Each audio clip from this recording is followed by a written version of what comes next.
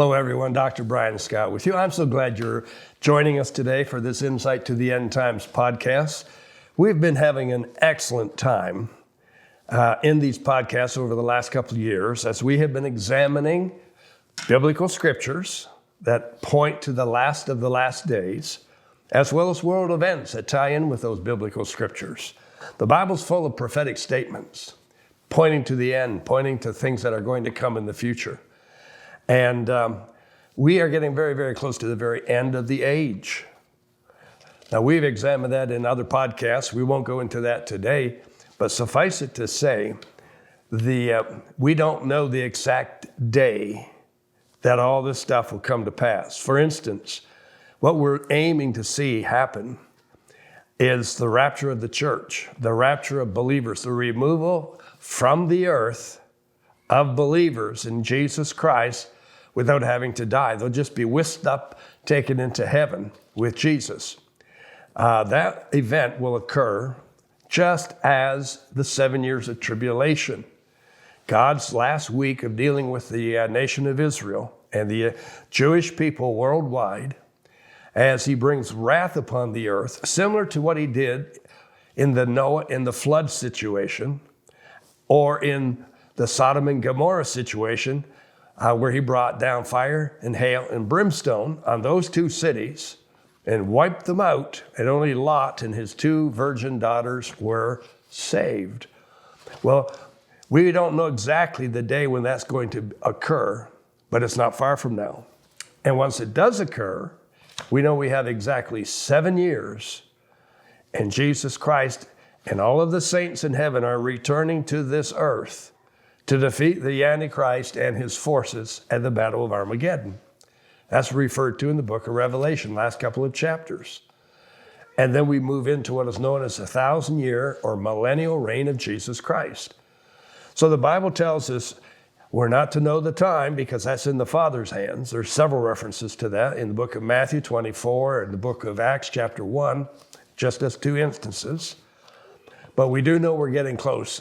And it also tells us in the book of Luke, chapter 21, that when you see these things occurring, look up. Your redemption draws nigh. So we're trying and sharing here in these podcasts an understanding of these events that are occurring worldwide right now, which all point to the very end. So go with me today to 2 Timothy chapter 3. Paul's writing to Timothy. He tells him in verse 1 that in the last days, perilous times are coming. Perilous times mean exceedingly dangerous times. Amen. We've studied this quite often and in different ways. But look at the subsequent verses, chapter 3, verses 2, 3, 4, and 5, for instance. They contain all of these references, all these illustrations, all these examples of what perilous times mean. Hey, this is Matt from Insights to the End Times. I wanted to interrupt just for a quick moment and ask you to do us a huge favor. If you could go ahead and hit the like, share, or subscribe button, it would allow us to make sure that you stay up to date with all the latest videos from Dr. Scott. Now back to the episode. So when we pick it up in verse number 3, as a for instance, it says people will be unloving or unforgiving. They'll be slanderers. They will be without self-control. They'll be brutal. They'll be fierce. That's where we were on our last podcast. Today we're looking at number 14 on the list. New King James calls it despisers of good. And the King James Version calls it despisers of those that are good. So let's look at this today because it's really quite interesting how accurate these elements, this is number 14. All these elements are occurring. They're getting worse and worse. So let me give you a definition from the Greek of what this word despisers of good really means. It says, first of all, it's a rarely used word in the scriptures, but it describes a land where the laws and the regulations seem to primarily defend and protect those who are offending, those who are immoral, rather than protecting the rights of those who are good. So the good people are left without any defense at all, and the bad people are protected. Wow! Isn't that taking place in our society today? Yes, it is. Much more so than it ever was before. So let me share some thoughts with you here. This is the direction our courts are going, at least here in, like, say, North America.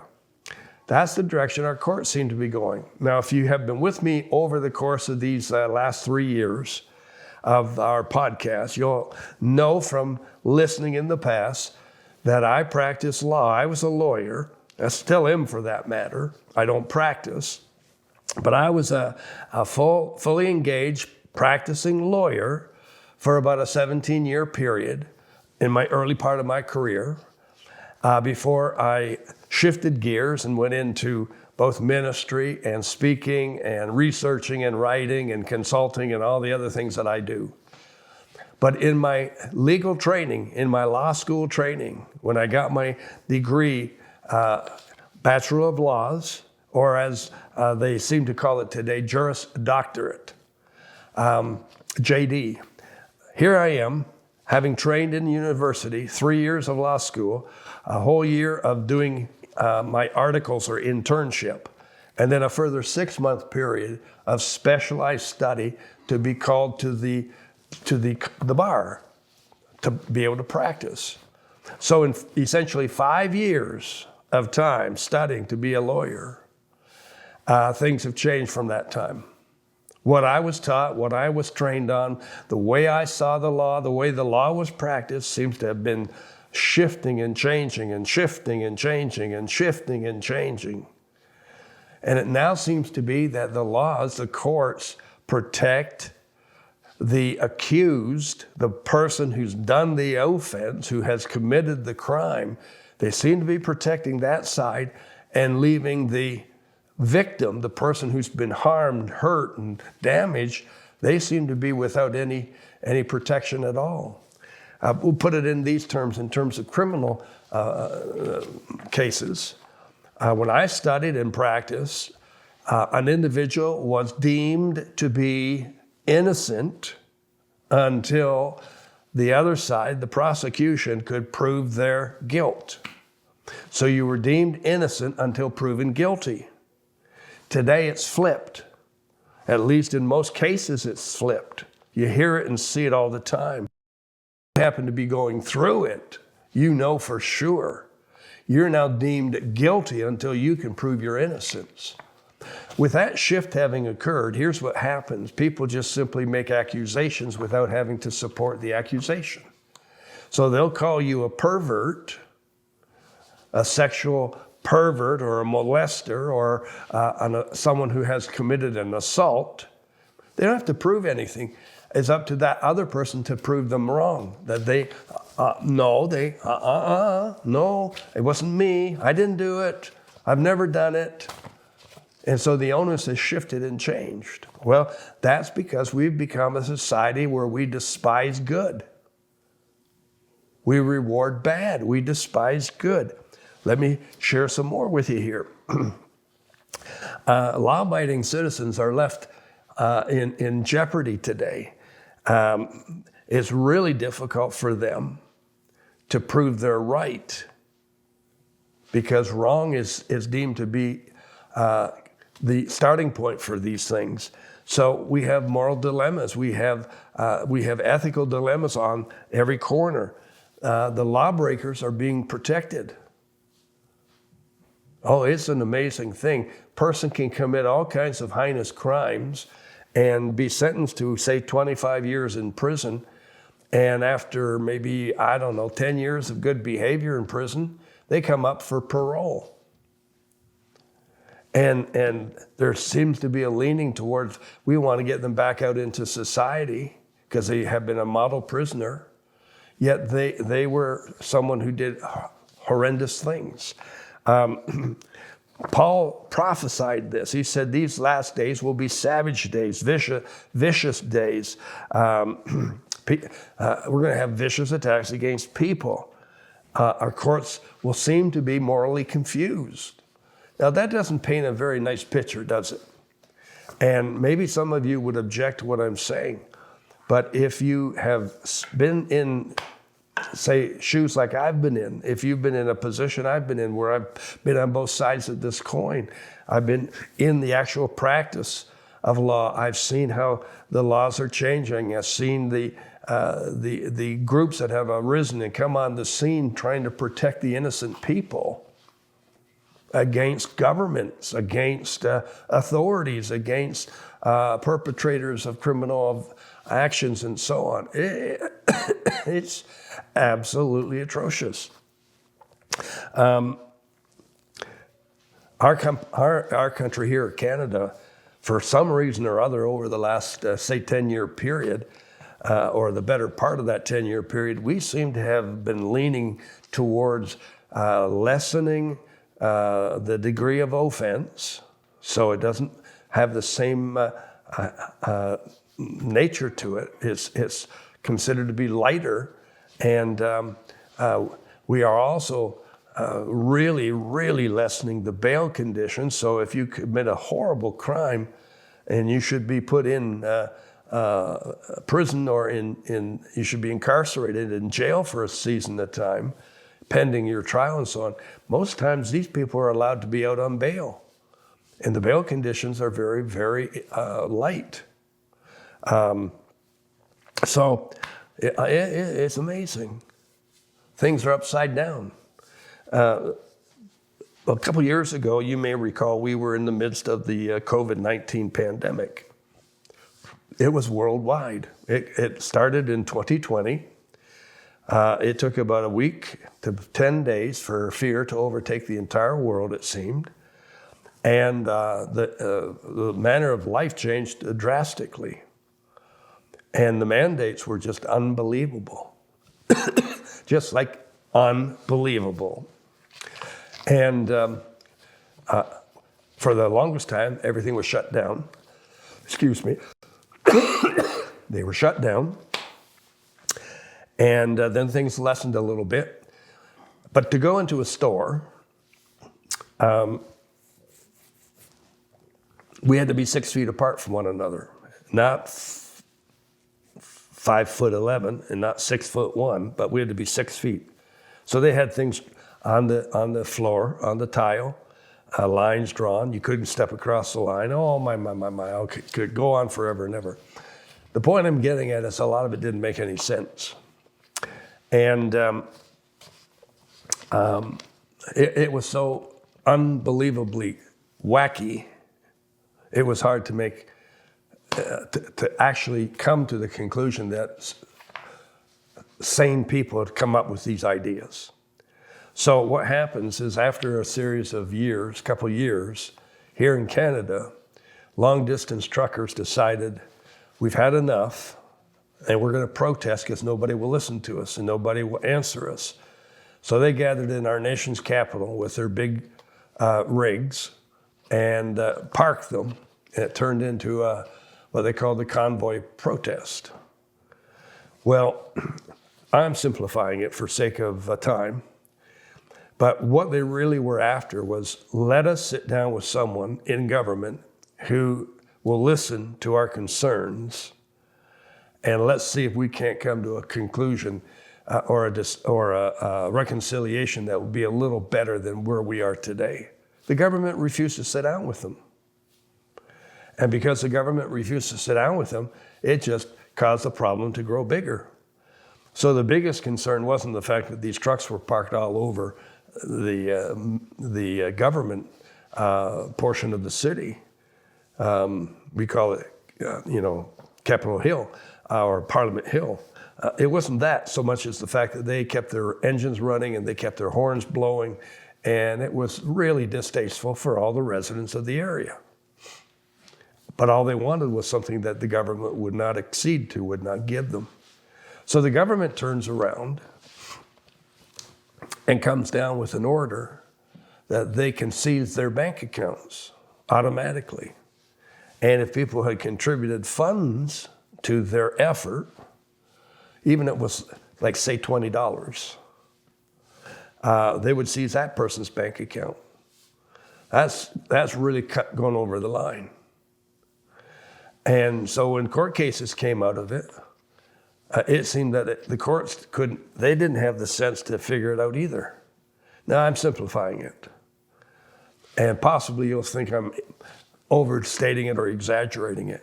But the point I'm trying to convey to you is simply this. Despisers of good are protected while the good people are attacked. Let me share it with you this way. My wife trained through university to be a school teacher. And she got her standard bachelor's degree, then she got her bachelor's of education degree, then she got her master's of education degree, and she was teaching. So this goes back quite a few years, obviously. She taught in the public school system here in Ontario. She was teaching in elementary grades, and even in those little elementary grades where the kids were grade 1, grade 2, grade 3 type of level, so they're 6, 7, 8 years of age, they still had to pass exams and act correctly in classrooms. So they were graded on their exam marks and on their classroom decorum, just 2 items out of several. And based on their grades and their activities and the way they responded, they would be promoted to the next grade, or else they would be held back if they didn't meet the level. And then my wife resigned from that. We had some children of our own. She started homeschooling, and then she started a private Christian school. She was the founder and principal of it. The standards were very high. The kids passed exams, they acted properly, they met all the criteria, and they were promoted based on that. I don't recall any of our students ever being held back because they were great students. They were taught to be good students. But over the course of years, now as we got into, say, the 90s and the 2000s, the school system changed for some reason. I expect it was counselors and psychologists and other educational leaders, I call them educational gurus, who came out and said, we can't hold kids back anymore. It hurts their self-esteem. It hurts their self-worth. It's going to damage them forever. We got to just keep pushing them on. So you didn't have to have good grades anymore. You got moved to the next level and the next level and the next level. Do you know what happens when you do that? Well, these kids grow up into 20-year-olds and they can't spell, can't write, can't read, can't form sentences, and they want all kinds of positioning in businesses and roles, and they don't know how to do much of anything. We see it all the time. So because we decided to go away from standards of good, now we have standards of mediocre and standards of bad. And we've got a whole, another generation of people in that category. Not everybody, obviously, but a majority of them. Oh my gracious sakes alive, you can't read their writing if they write. They can't spell words, so they adopt things like LOL. Short forms. Everybody has to know what LOL means. Anyways, you see that shift that occurred? Well, the same thing's occurring in our society in terms of what's good and what's bad. Same thing's occurring in our courts as to how they treat people who have committed offenses, don't want to hurt their self-worth or self-esteem. We want to get them back into society, want to get them training again. So to do that, we have to lessen the bail requirements. We have to lessen the mandatory sentences. We have to let them get the parole sentence, the determinations, and so on. And I want to suggest to you that all of that is occurring to our detriment because we just keep hearing of repeat offenses and repeat offenders. Serial offenders. So we have a lot of people being protected by systems in our world today that would never have been protected 25, 30, 40 years ago. If it's deteriorated that much in such a short period of time, where are we going with it? We despise leadership, we despise correction, we despise good. We want what we want when we want it. And so everything's turned upside down. The golden rule is, I should do unto you as I would want you to do unto me. And now that seems, I'm going to mess with you as much as you will mess with me, because that's the norm of the day. That's not the golden rule, people. Hey, we're coming back. We're still in the book of 2 Timothy chapter 3. These elements that we're looking at just keep getting worse and worse because we're in the last days. I'll see you next time. Thanks for joining us today. Amen.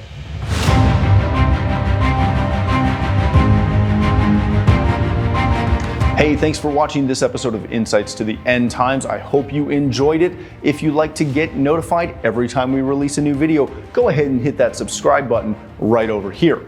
Now, if you'd like to catch the previous episode, you can do that right here, or the entire playlist is right above right here.